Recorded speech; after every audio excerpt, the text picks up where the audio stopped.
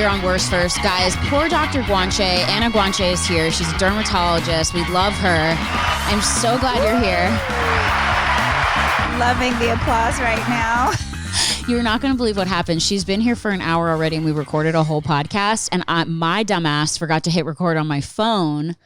And so now we're doing it again. And now we're doing it again. So if we sound like we've said this once before, it's because we probably did. This is... Honestly, I'm so grateful for you to stay here. I've never had this happen to me before, so I'm so grateful for you to be here with me. No worries. For another hour. Brittany. And we've kind of had a test run. Yes, we had a test run. We're going to be so smooth. It's going to be so good. So smooth, like her skin.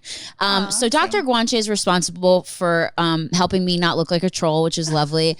And she has her own facility, the Bella Skin Institute, which is a dermatological facility. She also does fillers and Botox and everything, checking for cancer and all kinds of things. And yes, she's a doctor. And so I was in to see her last week, and she was telling me some of the horror stories of her residency as a doctor. And you went to LSU, Louisiana State University. That's right, LSU. And at LSU, our whole medical school was run at Charity Hospital, which is a very, very busy hospital in New Orleans, where we had a lot of things to do, a lot of work to do. And you couldn't run that hospital without students. Right. So we got a lot of hands-on experience. So I was telling Brittany that we had a suture clinic, and we also had a cyst clinic. The cyst clinic. Cyst clinic. That was run by students. And I was going to tell them my worst first. So we had this woman come in. She was a little bit, heavier. Heavy built woman. Yeah. And she had what she called a boil under her breast. And we had to have two students hold her breast up. It was very voluptuous, very big. Wow. And underneath there were some crumbs and moisture and maybe a wrapper. A remote. A remote. And she had a tennis ball sized ball of pus under her breast. We call it a carbuncle. And so I had not done that before, lanced one before. So I had my mask on, and this was before we had to wear masks everywhere.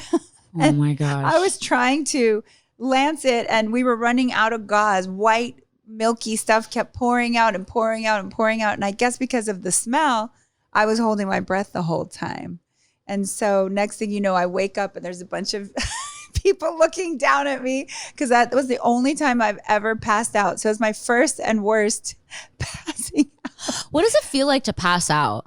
I've never passed out. I think what I did is I stepped out of the room when I was done, and I had been holding my breath the whole time, and I slid down I remember sliding down the door jamb, like the back of my head just scraping down. Do you just get kind of like fuzzy? I think you've never passed out. Good. That's good. That was the only time I've ever passed out. And so it was like seeing white stars kind of thing, and then gone. And then the next thing you know, everybody's like worried about me. So I wake up and there's all these heads like looking down at me like, are you okay? Are you okay? They're like, too much cream cheese for your bagel? Oh my gosh. And I was telling Brittany, I did gross anatomy before that. I dissected cadavers. I did all that stuff when, as a medical student, and I had never passed out until this pus event with all the white milky pus coming out. I was like, oh my God. What did the lady say when you were done? Was she like, thanks? What do you say to someone when you just get rid of a giant tennis ball size cyst under your titty? I must have been starting to pass out by the end of that, because we actually don't just have to take out the pus. We have to pack it with gauze. So to keep it from refilling.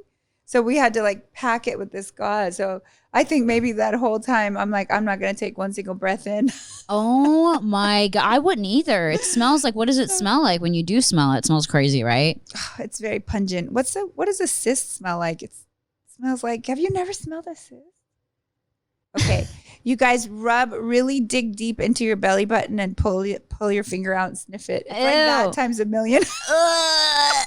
Oh my gosh. And you do this for a living. This is what I do for a living. And when I did that cyst, I was not going to go into dermatology. I was going to go into orthopedic surgery. I was going to be a hand microsurgeon. So who knew that in the end, that would be your career path. You'd got a whole lifetime of this.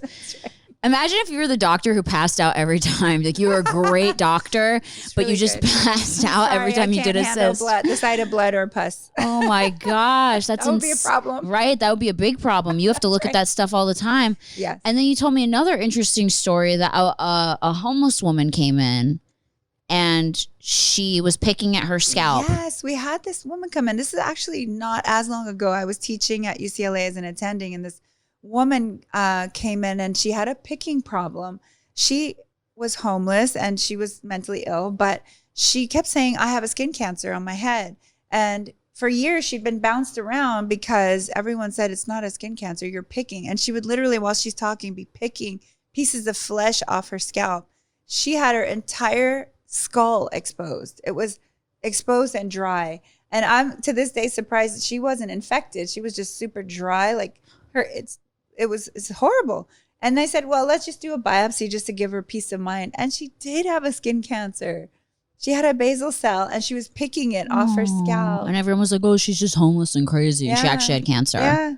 That's so sad. Right. Wow. Good for you that you were the one that was like, let's actually just test this. See. Yeah. Oh my gosh. But she was tricky because you would have to graft that. You would have to take some tissue from another part of her body and put it on there. And she would have to stop messing with it for it to heal. You have to put her in handcuffs or like restraints. Like restrain her while it's healing. Which takes a while. That's so sad. Yeah. Wow. So you saw a lot of homeless people, a lot of like deranged situations. Yes. We had this one gentleman that came in. It was a vision. He had a cowboy hat on. He was long and lanky. He was all muscle, and he had like jeans on with a big metal belt buckle, and he was like a cowboy. Yeah.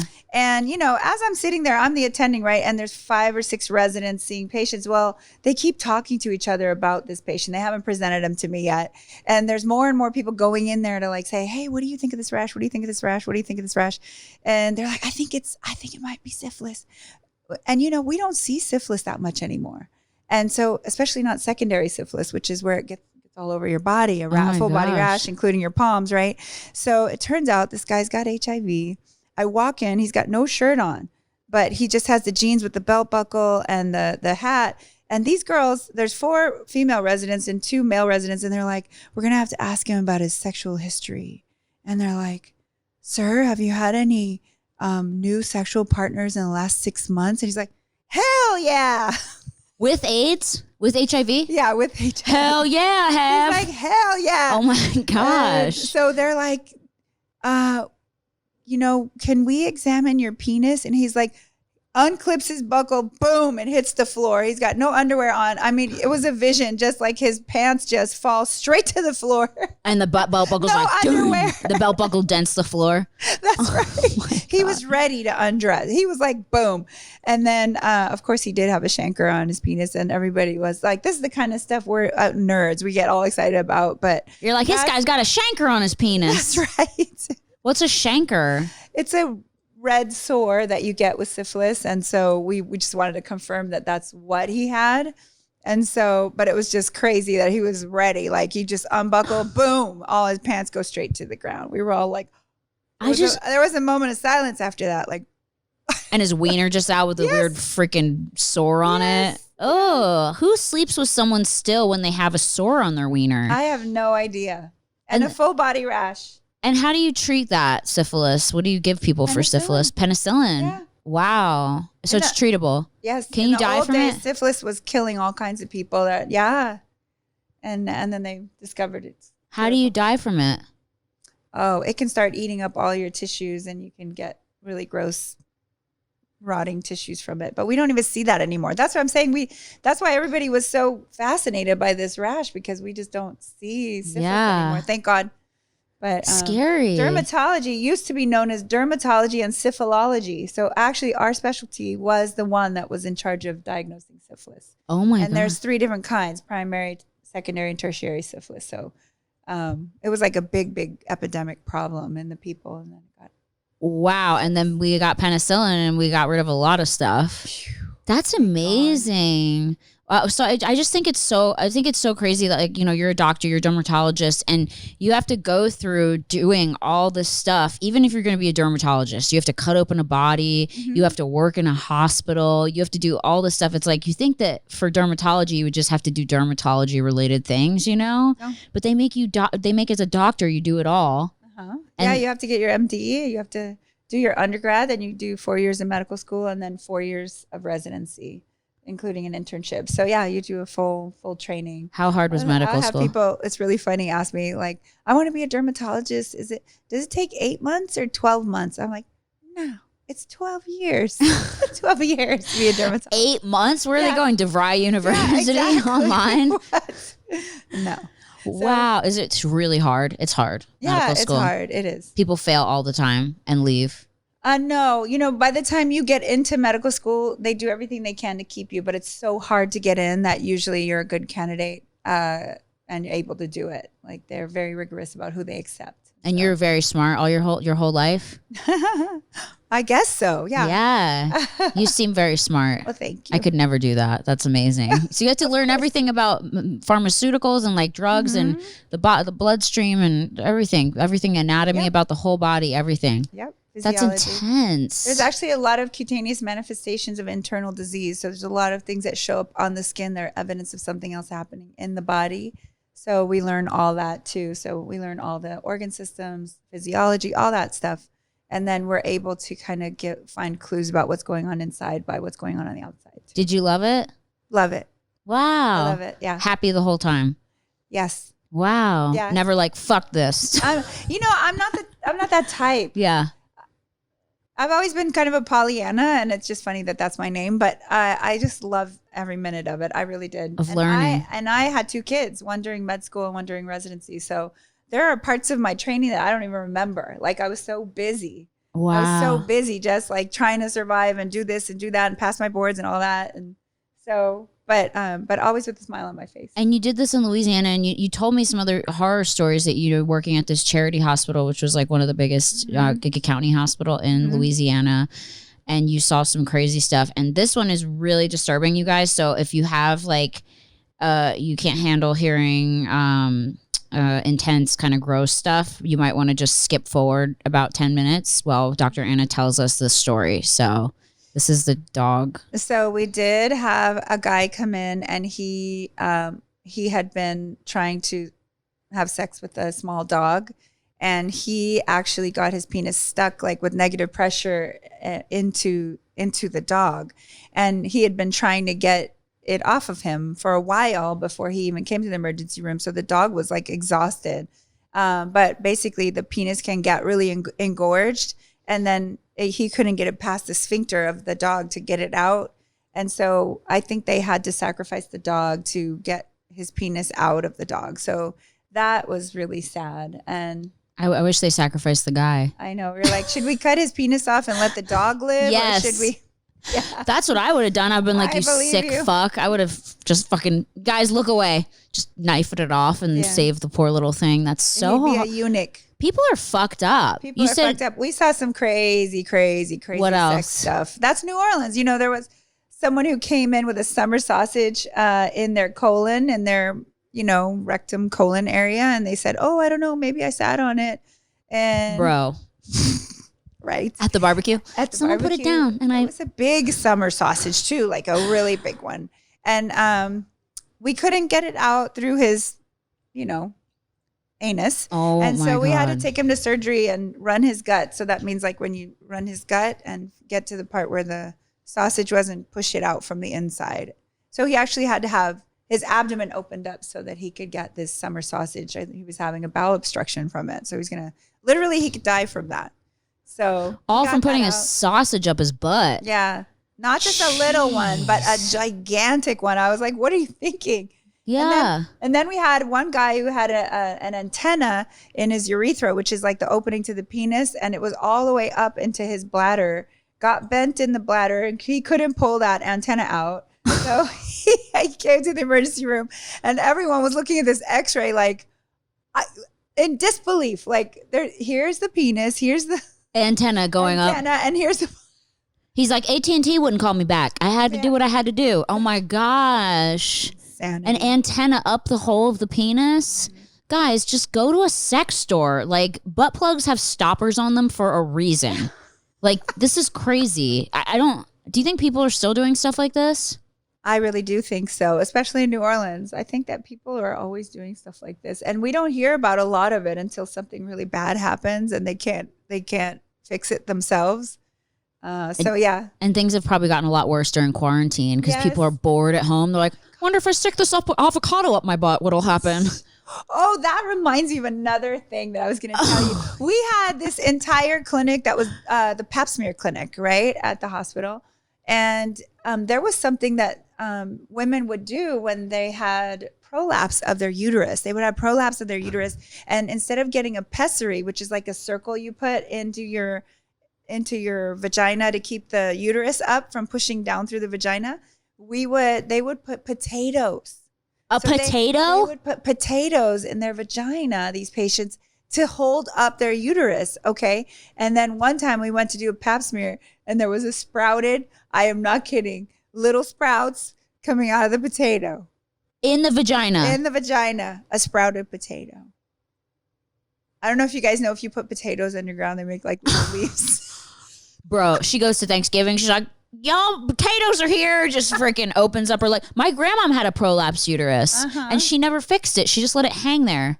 Yeah, I mean, you can let it hang there, but sometimes it presses on your bladder. So some people use a pessary. It's an old-fashioned circular thing you put in to hold up at least the cone of the uterus. And this is something that happens to people who have lots and lots of babies or, just genetically. But anyway, normally it's like a little ring you put in, but instead the homemade version was the potato.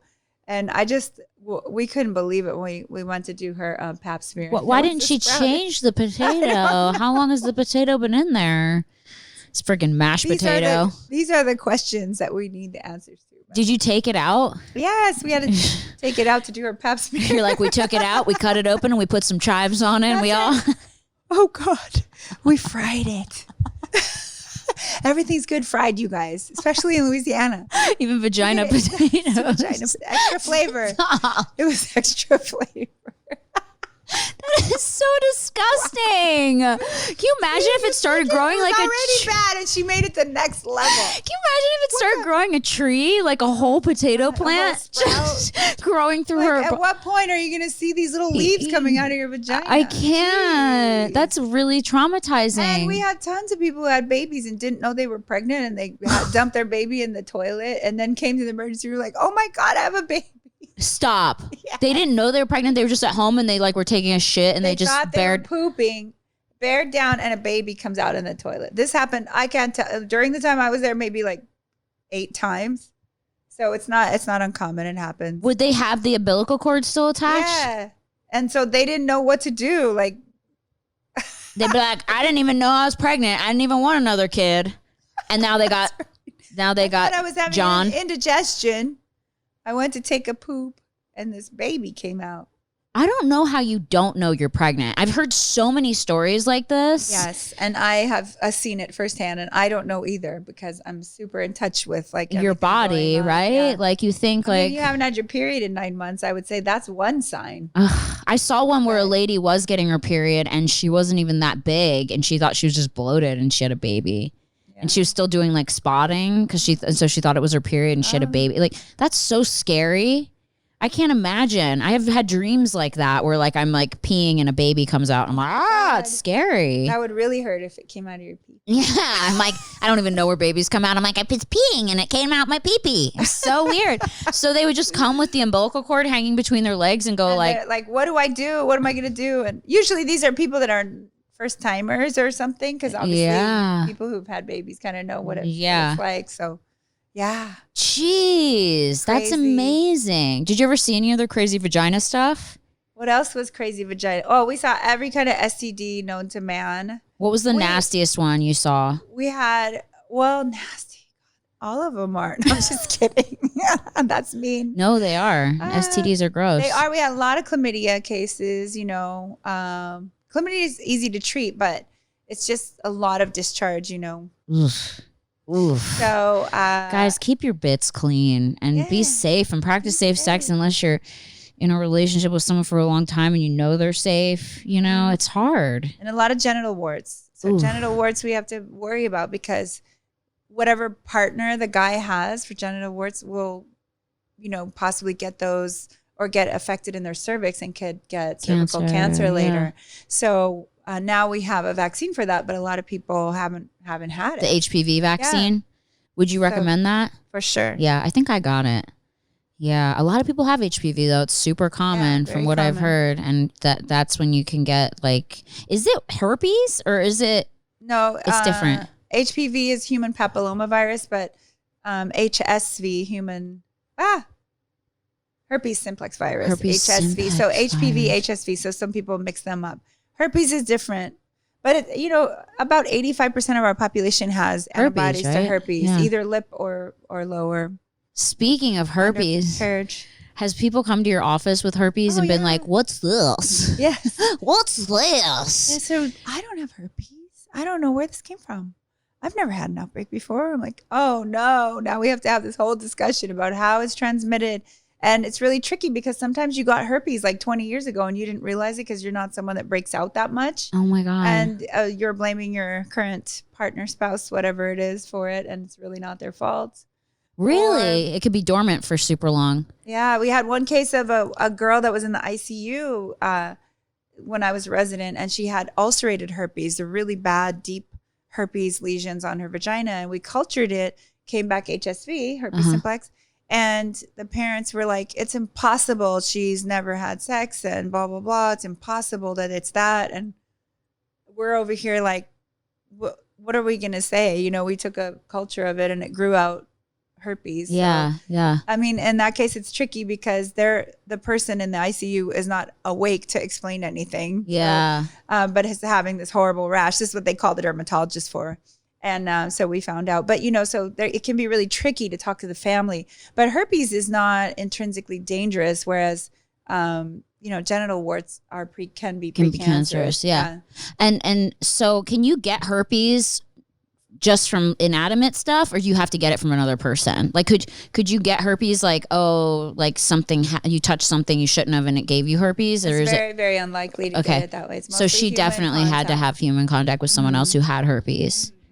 Yeah. And so we have the HSV1. The HSV1 is usually labia. And so 75% of the time, what you get on your lips would be HSV1. And what you get in genital area, 25% of the time. But there's a crossover. So sometimes HSV2, the one that's normally on the labia, is on these labia. And sometimes it's crossed over. So there's a lot of crossover. And people with the herpes have kids and they kiss them. And they get herpes from their parents when they're growing up. So there's a lot of people with herpes. 85% of our population in the United States has antibodies. So when people freak out, I'm like, you're like, everybody's got herpes. Yeah, everybody's got some herpes. Don't worry about it. I love that you just referred to our lips as also labia. Well, labia. Is that what these are called? Yeah.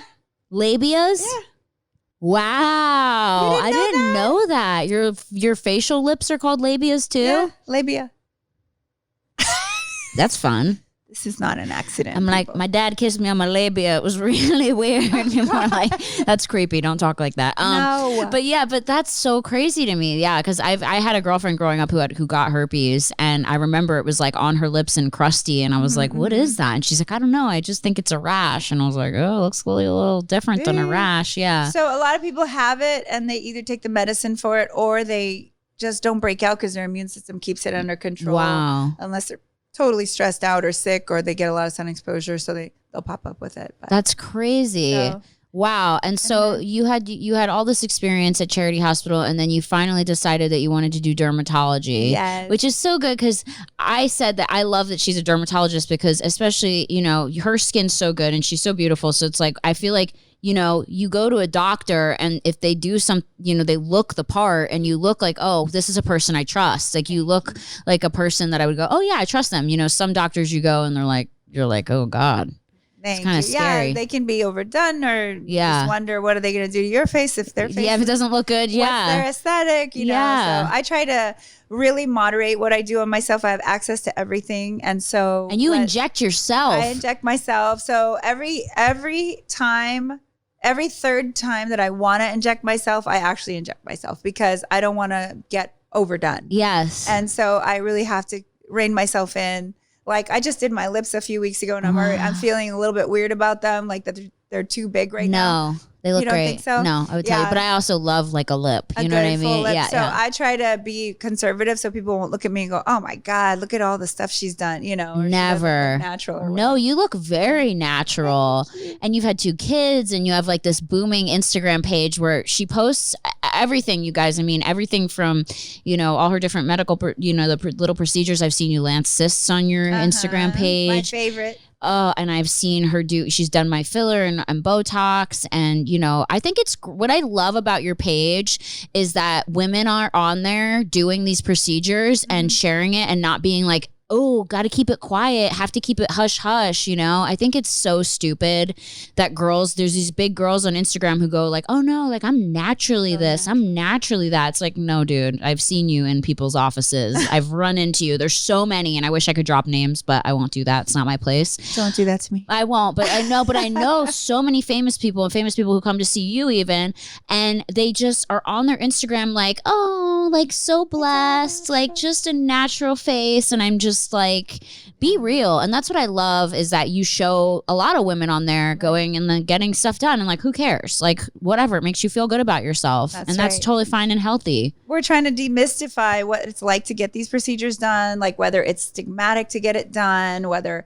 you know, I think that as long as the person is doing it from a place of, I want to look better and feel healthy inside, attitude about it and not trying to like change their whole life with this, then it's a healthy thing. And also people watch the procedure and they realize it's really not that horrible. Obviously the person's sitting there, they're talking, chatting with you the whole time and they're fine. And I've got people like you, thank you, that allow me to share that and let other people feel more comfortable about the whole idea of doing something like that. What is it really like to get injections? Is it as horrible as it sounds? It's not. And how many different people do it in different ages? I've got people that are in their 20s, 30s, all the way up to the 80s that will do some procedures to make themselves look and feel better. And I want to demystify that. And what's interesting to me, one thing I've noticed on my Instagram, you'll see people of all ages, right? And people though will come in who are over, let's say 40 or 50, and they'll say, you only treat those models and those young women. So I feel intimidated. I go, look back at my Instagram. No, there's everybody. I would say it's fully balanced, right? And that's how my practice really is. So it's funny that they only remember the models and the actresses and the, you know what I'm saying? And they've discounted the ones, you see?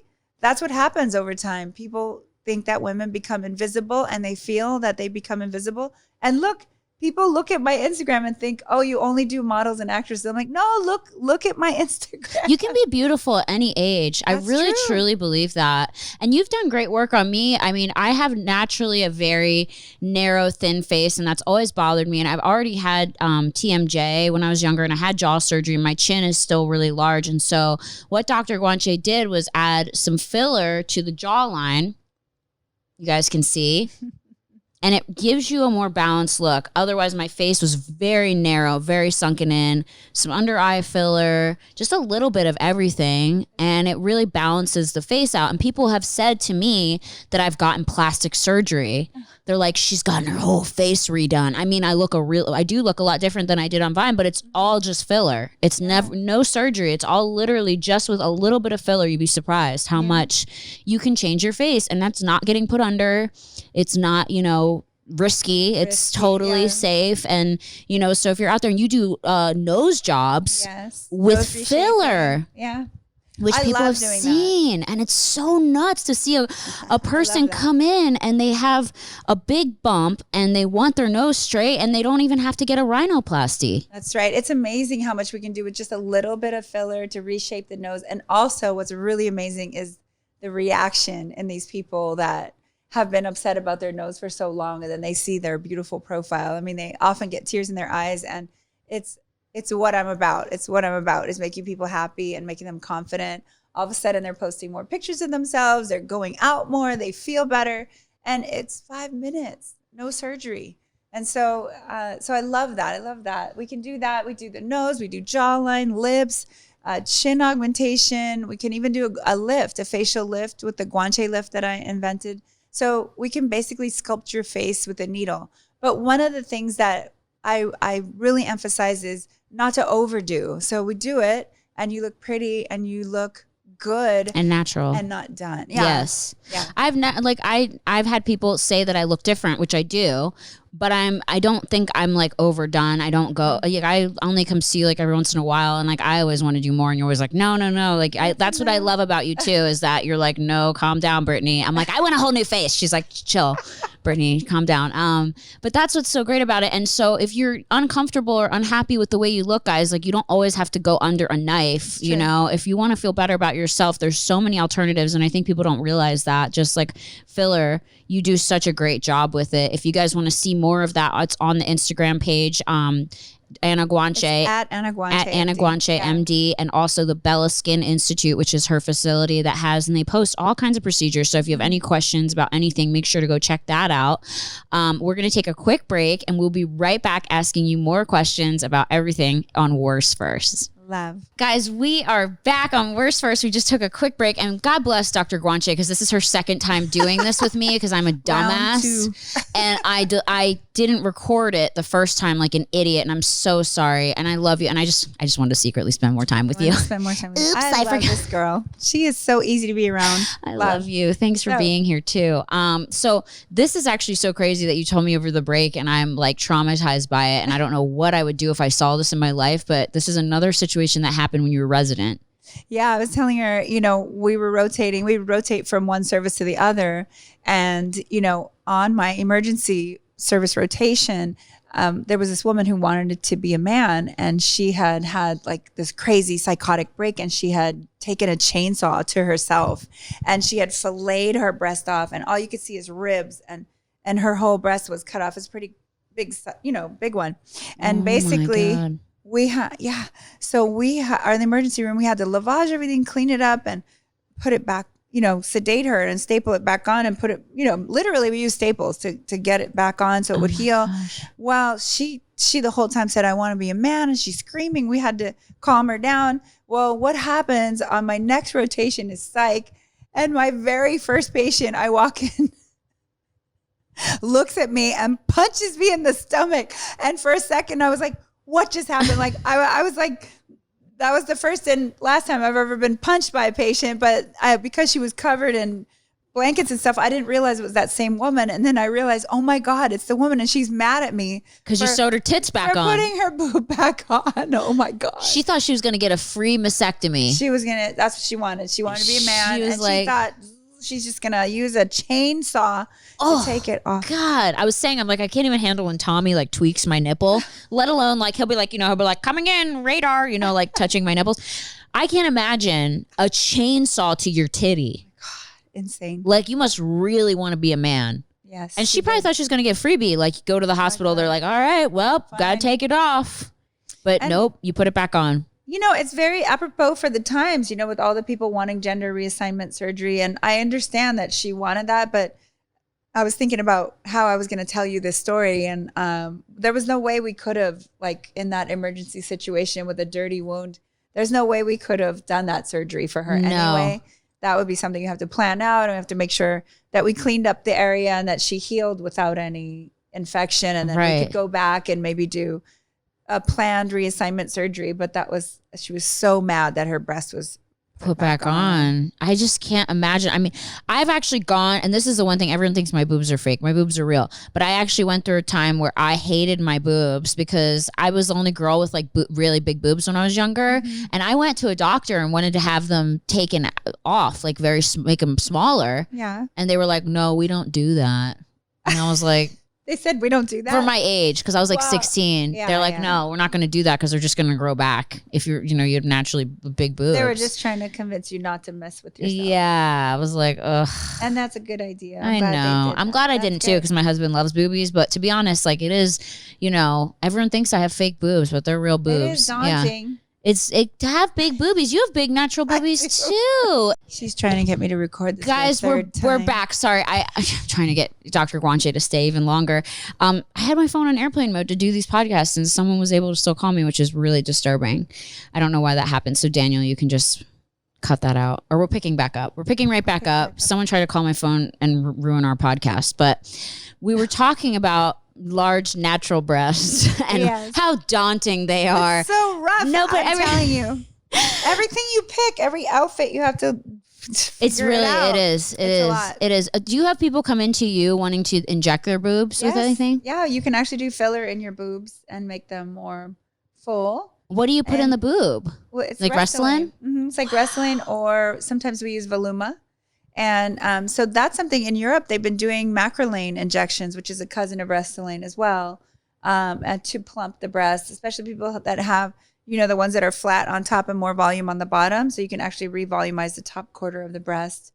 Wow. So there's a lot of celebrities that do that who don't want implants, but just want a little more fullness in their upper breast. And butts too, right? Oh, butts we fill all the time. What do you put in the butt? Just tacos. You're like, this is some roast beef. Here, let me give you some food to eat. No. So a lot of times if people don't have enough body fat to move their fat from their waist to their butt, then you put filler. So basically Voluma is a hyaluronic acid filler that lasts a long time. Looks amazing. Wow. And that's the one that I like best. But you can also do Sculptra.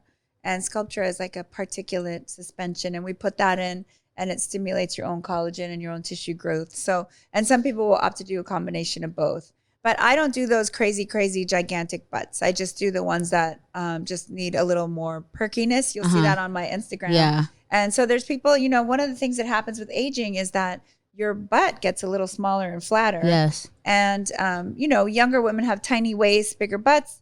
And as women get older, they get a thicker waist and a flatter butt. So it's a youth enhancing procedure to have a perkier butt. Wow. And I went to your office and I had the M Sculpt and I put that on my butt, and that's like a electromagnetic pulse that's like working out, like doing like 30,000 lunges in 30 minutes. Yeah. It's like doing 20,000 lunges in 30 minutes. Yeah. And it's called M Sculpt. And it's actually amazing, guys. And it actually made my butt so perky. And there's like a video I did on my Instagram with Tommy where you can see my butt for a second. Everyone's like, whoa, she got her butt done. I'm like, no, I literally just did this M Sculpt and it was so cool. And that was fun. And you do that for the abs now. Yes, so you can get abs without working out. Yeah, you can do abs. It really knits your abs together, tightens them. And so people that have had babies, or even just people who just want to have a narrow or more toned waist, are doing M Sculpt, including me. Every time I have like 30 minutes. I love it. I just pop myself on the M Sculpt machine. And then we have new hand pieces for the arms. You can do triceps, you can do biceps, and calves. I love that. So there's so many there's so many non-surgical ways, non-invasive, yeah, and to do things, which I love. What? There's a new injectable coming out for cellulite called Quo. Quo. Quo. QWO, I believe. I love that. And it is so exciting to me because it's going to be non-surgical and it's going to help cellulite long term. And it helps to reduce those little fibrous adhesions that make the dimples. Dimples, yeah. So I'm excited. Because they say there's like strings that are pulling it, right? That makes it like, yeah. And men don't have it. You fucking, God. I mean, honestly, the medical literature says 90 to 95% of women have cellulite, no matter what they weigh. So it's not really abnormal, but it's interesting that we don't like it. Right. Like, as a society, both women and men think it's unattractive. But there's an estimate that like 95% of women have cellulite. I know. I see pictures of people all the time, like supermodels on the beach that are like 110 pounds and they have cellulite. Yeah. It's just genetic, right? Like it's genetic. And then also, how they take pictures and it's positional and lighting and all that stuff. But yes, it's one of those things that happens. It's very normal. You actually don't, by the way. I've seen your legs. I have it, but it's all good. My mom has it. Like, it's genetic. Yeah, okay. I'll post a cellulite picture one day, guys. Maybe I'll post it with this. Maybe with this video, I'll post it. If you guys want to see my cellulite, leave a comment. There's probably like a cellulite fetish board somewhere too. Oh my God, I want to meet those guys. For guys that love cellulite, they're just like, yeah. Yes, the more, the better. They're like, we want to look like you sat on rocks for 6 days. My husband actually checked my cellulite one time and it made me so sad. Like I was sitting down and I got up and I was walking away and he's like, what's wrong with your butt? Like he didn't know. Cause I was like, when we first started dating him, I was like 108 pounds. Now I'm like 120. So I gained some weight. I'm happy. I'm married. I eat. You eat, you get happy. She looks great. I love you. And I got up and he's like, what's wrong with your butt? And I was like, what? And he's like, it's all dimply. He's like, were you sitting on rocks? And I was like, you bitch. No, I just told him, I was like, it's cellulite and you're going to love it. You better love that shit. Them's fighting words. Oh my gosh. Isn't that crazy? That's crazy. Yeah, it was he didn't know what it was because I guess everyone that he's dated has never had it, but whatever. Welcome to the real world, Tommy. Real world. Yeah, That's so right. it's actually really intense. Have you been sitting on rocks? Speaking of the real world, I just Do you want have rocks in your head? Seriously, I'm gonna throw a rock at you. Speaking of rock, really, honestly, right? I was so offended. But speaking of real life, so many people, girls on Instagram, I just see, we all edit our photos a little bit. It's like, it's not, I try to post like a real photo once in a while where I look crazy, just so people remember, like, not everyone looks perfect all the time, duh. And there's so many people that I see in your office and come in and like, no, I'm so naturally beautiful. And like, I don't do anything. And I'm like, bitch, I just saw you, like, and they don't say anything about it. Like, I actually want to normalize people showing. I think people should normalize it. Yes, they should. It's one of the reasons I wrote my book, 7 Days to Sexy, is because I saw what celebrities and models look like in real life, and they look great. Yes. It's not like they look horrible, but totally different than what you see on the red carpet. Right. And so like I how I always talk to my patients at length and ask them all their secrets and find out what they're doing. So basically the 7 Days to Sexy concept was, what are all the things you're doing that you can do that you go from in my office 3 days ago to I see you on the red carpet looking unbelievable. Not that you're not beautiful naturally, but like, wow. Yeah. I mean, we're talking hair extension, eyelashes, body makeup. There's certain strategic tapes people use to make their knees look tighter, to make their face look tighter. There's like corset training and juice cleansing and like all these things that people do in preparation for the red carpet.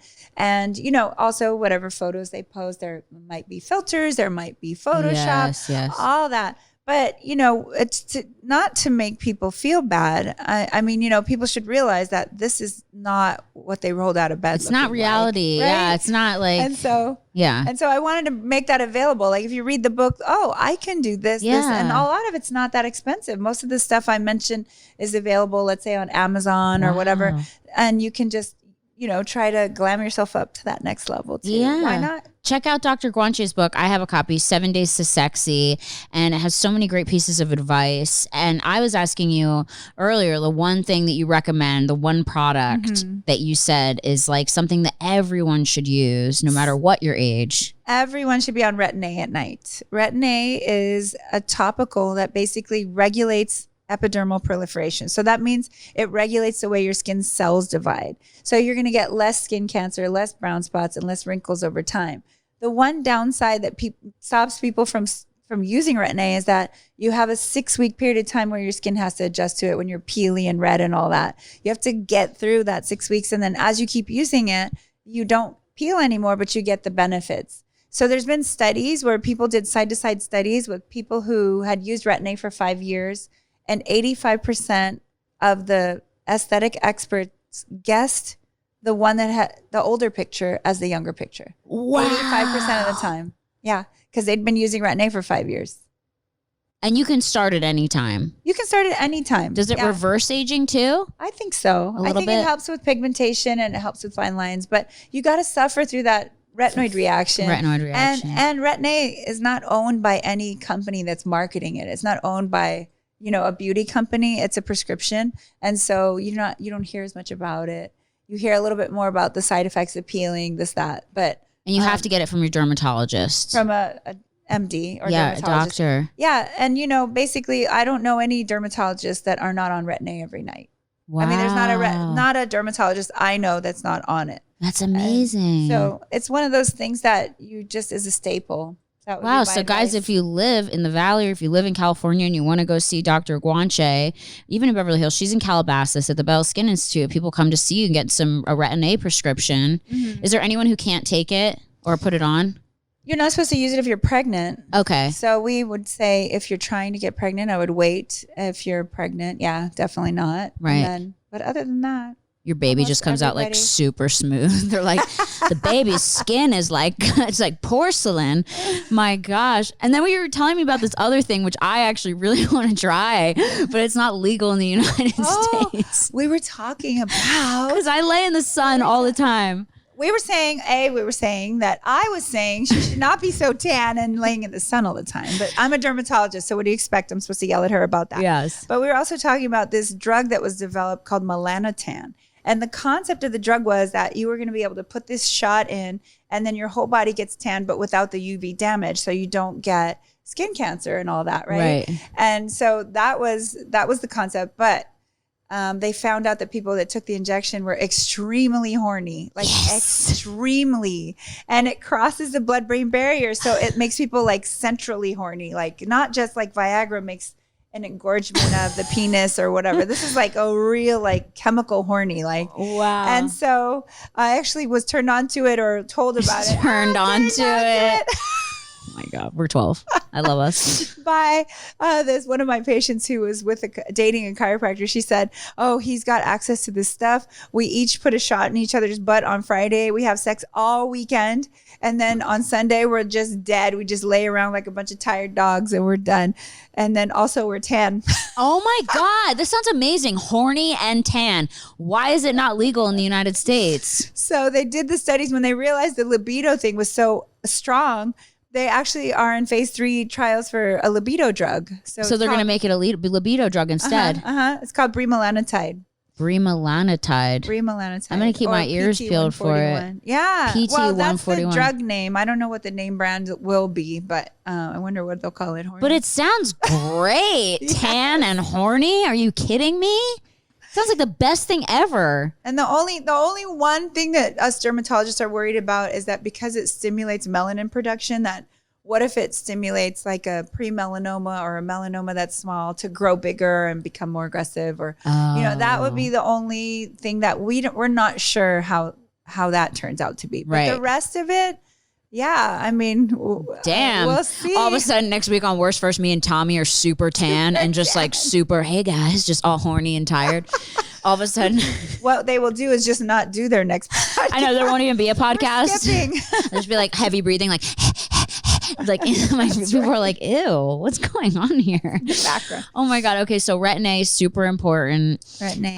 I tried it one time and I told you I peeled for like a week and then I just couldn't handle it, and so I stopped doing it. But maybe I'll get on it again. So when you're a resident in dermatology, almost everybody starts it then, and I think I started and stopped it about 6 times because of all the patchy peeling and everything, and then you just finally get through. And then the thing to do is not to stop after you get adjusted, because it upregulates enzymes in your skin that handle the Retin-A. If you stop it for a while, you got to go through the whole because your skin is not peely at all. Your skin's so beautiful and matte and smooth. Thank you. And you do it every night. I do it every night. Do you put it on your neck too and chest, or just my hands? Oh, wow, and the hands. That's one thing you guys should remember is when you put all your products on your face, that you should put it on your neck, chest, and hands, because what happens over time is people take care of their face and then their age shows more on their chest and neck and their hands because they haven't been protecting them as much. That's so interesting. So. And what's your like go-to beauty product? Like while I have you here, like I want to know like what's your like favorite beauty product other than Retin-A? Just managing your skin. Like, is there a good beauty product that you love? And sunscreen and staying out of the sun and not enjoying life. And sitting and basically being in a vampire and sitting in the shadows. All this is fake tan. I love it. Let's see. My favorite right now, I mean, it changes all the time. My favorite right now is Restore C. It's actually a topical that has an enzyme in it called aquabutene. It's derived from the eggs of fish. They have a little enzyme that they use to open the egg when it's time for them to hatch out. And that enzyme actually takes off dead skin cells from your skin and is beautifying, aquabutene. And so I use that every day. Restore C? Restore C. Is it a mask or is it a lotion? It's a serum. A serum. Mm-hmm. And where can we get that? Online? At bellaskinstore.com. bellaskinstore.com, Restore C, and it has fish eggs in it, and it makes you young looking. It doesn't smell like fish eggs. It smells really nice. That's amazing. I love that. And then have you heard about snail? Like, yes, we have that too. What is that? So snail serum, we have the SMD Cosmetics one. It's basically, the concept is that the mucus of the snail is designed to protect the underbelly of the snail that's crawling over all these rough surfaces. And it's a barrier that helps the skin or epithelium heal really fast, but also heal and recover fast. So it's something that I would, for example, put Retin-A on my skin and then put the snail serum over it, just to seal everything in and help my skin barrier. Is it actually from snails? Yeah. Yeah, they actually purge them of their mucus, but they don't kill them. Wow. They keep them for the next batch. You know how snails will secrete more? Yeah, they have a snail trail. If you put an irritant, they'll just secrete more of it. Wow, yeah. so you're actually just putting snail slime on your face. Yes. Have you heard anything about cum on the face? Is that like a false? Only from my husband. My husband too. Always like, I think I have the cure for that. My husband says, I know what will make your skin look really pretty. Yeah, but is it true, or is it no? There's no science behind that. No, but there is some truth to. There were some studies about the fact that having seminal fluid in your vagina on a regular basis keeps you ovulating and keeps you young longer. Really? So it's a signal to your body that you're still sexually active. There's like little markers in there or things, and I don't remember the details of how they transmit the message, but basically it's to let your body know that you're still in the game, I guess, in a way, rather than it's time to put you out to pasture. Yeah. And so people that use condoms, for example, would want to know that, it's better to actually have, I mean, obviously you need birth control. Birth control if you don't want to have babies, yeah. Yeah, but you would want to have, the semen in that mucosal area so it's absorbed into the mucosa. That's amazing. That's so interesting you said that too, because... and it has oxytocin and serotonin. So it actually gives you a sense of well-being after sex that you get those through the mucosa absorbed. Wow, no wonder people feel better after sex. Yeah. That's amazing. Good for you. It's good for you. I noticed that too. Like if I have sex with my husband, I'll notice like all of a sudden I feel like I'm about to get my period again. Like I feel like my body's going through ovulation. Like it kickstarts it. You know what I mean? Yeah. Oh yeah. If it's the right time of the month. But I mean intrinsically, like not just like that day, but the sort of overall that you're in the game. If it's hard to explain. Wow, that's so amazing. Yeah. That's so interesting. Because when you're not sexually active for a long period of time, your body sort of registers that too. But can I scientifically prove that? That's what the study was trying to say, is that you're basically signaling to your body that you're still active that way and not to sort of have you go into a decline phase. Because that's what nature does, right? If you're not like in a fertile phase, you're in a declining phase. Yeah. That's so crazy. I know I heard that something about when you start to go through menopause, or people that are young that have had hysterectomies and whatnot. And the only reason why I haven't really had one because I do have a lot of ovarian issues and I've thought about having one, but I heard it ages you really fast. Yes. So why is that? So your ovaries secrete a lot of hormones that are basically, again, telling your body that you're fertile and you're young. Yeah. And so when you take them away, it's pretty shocking to your system as a woman, and your skin thins out and you get wrinkles more easily. I would say don't take out your ovaries unless you absolutely have to for your safety. You know? Right. But if it's just annoying, then I would say you're going to be much more annoyed by the accelerated aging that happens because, again, nature is designed to say, oh, you have no ovaries, you're not ovulating, we don't need you because you're not going to reproduce. Oh my gosh. That's what nature says. And then it starts like getting ready to put you down. Like your body's just like, well, she's not going to give us a baby. And so bye, Felicia. Wow. And I'm never having kids. So that's really scary. But wow. No. Keep your ovaries unless I'm going to try as hard as I can. I get like ovarian cysts, speaking of cysts. Oh. I know. I don't get them anywhere else, but I get them on my ovaries. I know you don't deal with that. I don't deal with those kind of cysts. You're like, if you have a cyst on your face or your head or your eye or your back. Oh my gosh. How often do you see cysts? Like every week? Yeah, I see cysts all the time. I take them out. Again, that's not something I put a ton of on Instagram. I could put more on. People love to I've watch seen you that. put cysts on there though. Lipomas and cysts, they love. It's like a train wreck. They want to watch it. They can't help themselves. I love watching it. I would say that because we love doing cosmetic, that's kind of like my passion. So we put a lot more of the cosmetic, but we're doing skin cancer surgeries. We're doing mole removals. We're doing, we treat rashes and all that stuff, and also cysts. We either drain them if they're infected, or we'll just take them out if they're not. And wow. So yeah, we just did a couple, so those should be up pretty soon. We just did two on the same day. So I would love to see more cyst content. You want to see that? Really? I would love it. I live for the cyst content. I think it's so cool. I'm actually good friends with Sandra Lee, who's Dr. Pimple Popper. Oh, you are? Oh my gosh, hers is all cyst content. She is the queen. I love her. I can only watch so much of that. I know, it's so graphic. I like it in little bits. Now her practice has gotten to the point where people come from far and wide with the most unbelievable lipomas and cysts for her to take out. And so she's got like people flying in to see her with that. And so they have the most far gone graphic. They have to buy a seat for their cyst. They're like, my cyst had its own seat the whole ride.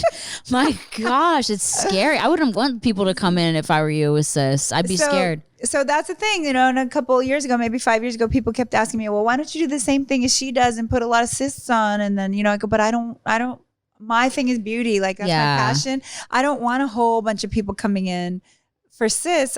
Don't get me wrong. If you have a cyst, I'm happy to take care of you, but it's not my passion that I want a whole practice full of. So I don't know whose passion would be that. Like, here, bring in your big stinky cyst so I can cut them open. You can squirt all over the place. Like, I would rather do the beauty stuff too. I have a PA that loves that, is obsessed. Like, if there's a cyst, she comes out of the woodwork to come watch that. She's like so excited by it. Wow. So, thank God there's people for everything. There's someone for everything. And I'm so glad that you take such good care of your patients and really help people feel their best, which is my favorite thing. You always make people feel good and welcome. And make sure to follow Dr. Guanche, Anna Guanche, MD, on Instagram and the Bella Skin Institute for more updates and all kinds of, you're always posting new devices and treatments and all kinds of new things that you come up with. And guys, make sure to go get a Retin-A prescription, because that seems to be the thing that, helps us maintain our youth for as long as we possibly can. Possible. And, and wear sunscreen, even though I should take my own advice, because I lay in oil in the sun, which is horrible, right? Gasp.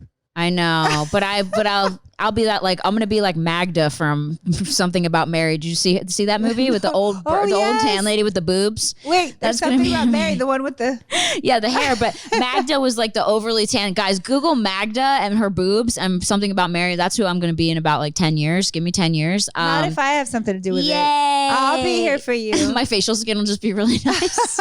Just your face. And then I just have the rest of your body. Saggy, scary tits. Just wear those high neck outfits. I will do that. But make sure to follow Dr. Guanche and make sure to check out her book, 7 Days to Sexy, for lots of tips and advice. And we will see you next week. Thank you for staying around for the second time recording this on Worst First. Bye.